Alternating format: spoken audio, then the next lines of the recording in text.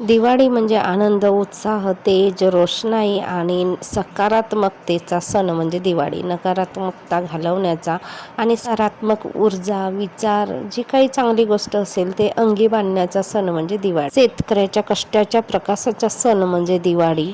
या कष्टामागे शेतकऱ्यांच्या घाम, श्रम, परिश्रम आणि संघर्षाचा उजेड असतो. धान्याच्या दाण्यापासून ते फुलाच्या सुगंधापर्यंत प्रत्येक सणाच्या तयारीत शेतकऱ्याचे श्रम दडलेलं असते, जे की आपल्यापैकी प्रत्येकाला दिसत नाही. म्हणूनच तर प्रत्येक दिवशी शेतकऱ्याच्या तेवढंच आपुलकीने आभार मानणे गरजेचे आहे.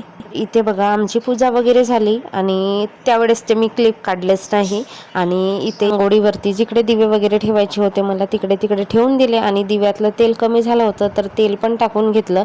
पूजा वगैरे झाल्यानंतर आम्ही फटाके फोडायला घेतले तर रुद्रांशचे पप्पा फटाके फोडत आहेत. रुद्रांशला पण फुरफुऱ्या दिल्या आणि ते पॉपअप आणले होते त्याच्यासाठी त्याने फोडले. टिचुकल्या वगैरे बंदुक्यांनी पण फोडले आणि मला पण थोडेफार मी पण फोडले फटाके.